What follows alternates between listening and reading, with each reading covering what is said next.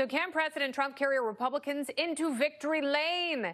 This is a very special panel joining me tonight from Atlas Society, where she serves as CEO, a former speechwriter for George H.W. Bush. Jennifer Grossman is here, along with talk radio host and Fox News contributor Leslie Marshall, and actor and California congressional candidate Antonio Sabato Jr. And, of course, we reached out to his opponent to come on the show, but she declined our invitation. How rude. Welcome, everyone. Great to see you all here in this lovely pink and blue studio.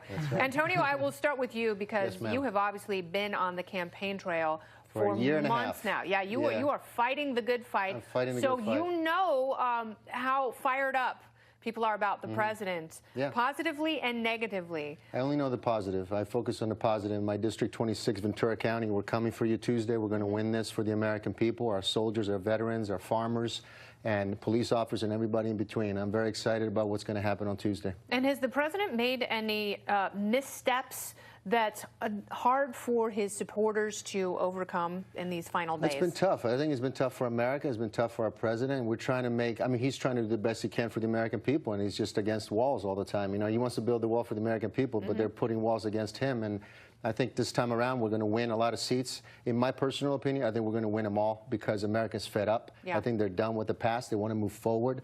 And we got to unite this country, and we got to protect the American people. Ultimately, that's what we got to do. Well, it's really interesting because now we don't know what to trust in terms of polls after 2016, after the presidential election. It appears as though Democrats are going to take the House. How much of a gift is the president to especially Democrat House candidates this cycle? I think that the president is a wonderful gift, especially among women, when you look at the numbers again, if you can trust the polls. And I'm sort of a pessimist, so I hope and I think we'll take the House, but I don't want people not to vote. And they've kind of been, even Tom Perez and I believe it was Adam Schiff, sort of tamping down the excitement about a blue wave. And Nancy Pelosi like, I don't know. Well, I think it depends how you look at it. I think we're going to have a gubernatorial blue wave. If you're looking at Senate seats, I don't know. I just don't think the numbers are there. The path is much harder for Democrats, much easier for Republicans just on numbers. And they knew that going in. They've known that for the last 2 years. Right. But in California, no offense, there's going to be a blue wave. There is going to be an entire, I think it's going to be a blue there's always state. A blue wave. Sorry, Antonio. I mean, it's just, a question of whether or not it's navy or slightly turquoise. Jennifer? If it's a blue wave in a blue ocean, is it really a wave? I don't know. But I guess at least you and the president would agree on one thing for one time, which is that he's a gift to women. He would think that. You know, I always remember what happens on November 8th because it's my birthday. So happy early birthday. So, you know, November 8th, 2016 was kind of a traumatic evening for me, but primarily because I was turning 50. But other than that, you know, we didn't quite know what to make of it. But one of the things that's changed the most, and I think that probably will depress Democrat turnout, is that, you know, 2 years later, a lot more people have jobs. And so it's kind of harder for people to turn out to vote. Absolutely. It was a tough week, though, for the stock market last week. And that's what the president has been running on because it's the easiest thing to point to. Because when the stock market is way up, people's 401ks are nice. And well, we have a lot of people coming to our border. There's a lot of things happening internationally and locally on a daily basis. Things in the tariff and everything else. But I think at the end of the day, America is going to rise up to this, and we're going to beat every battle together for one nation. I love this country. I do.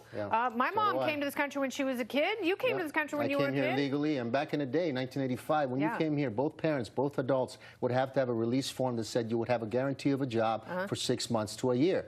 We have to bring that back. We have to make it easier for people, but it has to be legally. And you know what else we have? We had the Olympics here in these United States. We've got to do that again. And we're going to have it again. The panel is, thanks to Antonio. The panel is coming back. They'll be back in just a little bit. First up, issue number 4, the economy. It is revving up right before the midterms. Wages are rising faster than they have in a decade. The unemployment rate is the lowest it has been since 1969. Consumer confidence at an 18-year high. The stock market, like we just talked about, up and down throughout October, mostly due to those tariff threats against China. Our president spoke to Chinese President Xi Jinping on the phone today, and they're set to meet in person later this month. But will they hammer out a necessary deal for many sides? The panel is back to discuss. Jennifer, I will start with you because you understand the critical importance of economic stewardship, which Republicans have let lapse as they've all become so addicted to spending. Yes, and I would say that on one level I agree with you. I think gridlock could be a healthy thing rather than taking the hypocritical oath. They could take the Hippocratic oath and do no harm. But this Congress has shown that it doesn't have any aversion to spending. And I think if there's one thing that we can count on the president, you know, he's been great on tax cuts. Thank you, Larry Kudlow and Steve Moore. But spending, I'm not so certain that we could count on him being disciplined there. No, and he's openly talked about it. You know, when he talks about being honest, he is always honest about not wanting to tackle entitlement reform. But Democrats, if they want a victory, if they want to look good, they're going to have to work with the president on something if they do, in fact, regain the House. So what are Democrats willing to work with the president on? Tariffs. And I think specifically, you know, going after China. I think that's something where you both have Democrats and Republicans in agreement. So especially because Democrats are more union. You have to look at our deficit with China. I mean, this is, you know, we've had a trade deficit with China going on for over a decade, and we really need to. Last time we had a trade surplus? It's tonight's trivia question. No. Gerald Ford. You got to tell me in advance. Last time we had a trade surplus. Yeah, Gerald Ford. Yeah. So it's not. That's not as important to the health of the economy as free trade is. We need more free trade, and we can work stuff out with China. But I think pressing China and having more tariffs. This is one area where I really disagree with the president. And look at what's happening with the stock market. So there will be a single chamber for the Democrats. Is there anything they can do to gain leverage going into 2020, or do you think they're going to be hyper obsessed with subpoenas and hearings and impeachment and all the stuff? If they keep believing that socialism is good for this country, they're not going to move any forward, and they already have. And the American people are going to step away from that because we need to go back to our roots, America first, and what's best for the American people, and making sure that America is actually economically better every single day than before.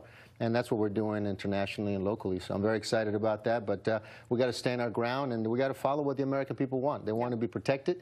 They want to be rich, obviously. You want to help the American people, make sure that we don't fall back like we have during the Obama years, where we had, you know, $20 trillion in debt. We can't afford that anymore. No, we can't. And that means we have to get back to spending. So is there a way of maintaining the American dream? Because both parties have given into the fallacy that in order to do that, you have to spend so much money and have these redundant programs. Is there a way of having a healthy economy and cutting spending at the same time without really disrupting people's lives to the point where it feels like austerity?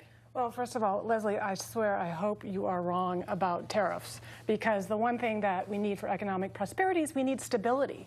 And this debate about tariffs and who's going to be getting the tariffs next is not only bad in terms of economic planning. I know a lot of people who have companies that are manufacturing companies that really have been paralyzed in terms of innovation and outfitting for new products. So I really hope that's a bad thing. And the other thing I would say, representing the Atlas Society, is that, you know, at the end of the day, we can talk a lot about economics, but we really also need to talk about values, and we need to talk about self-reliance and individual responsibility. Oh, hallelujah. You're singing my song. Oh, I've got a little tiny tear in my eye. That's mostly because I've been chopping onions and thinking about Michael Avenatti being our next president. He's been telling anyone who will listen that he's a serious candidate for the job in 2020.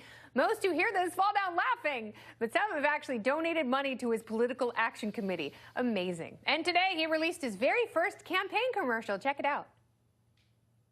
We will not be silenced. We will speak truth to power. And we will fight. If we do it together, we will win. Join us. Join us. Join us. Our Constitution says we the people, not me the president. Stand up. Join the Fight Club. Use your vote as your voice on November 6th.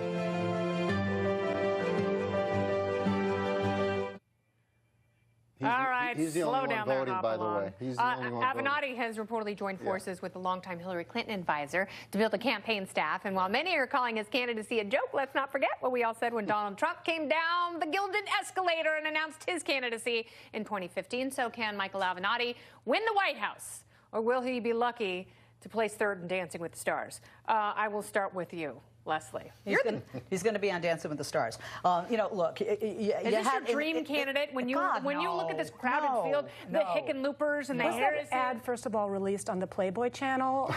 Because this is a lawyer who was representing a porn star against the president and somehow decided, well, maybe I can be president too.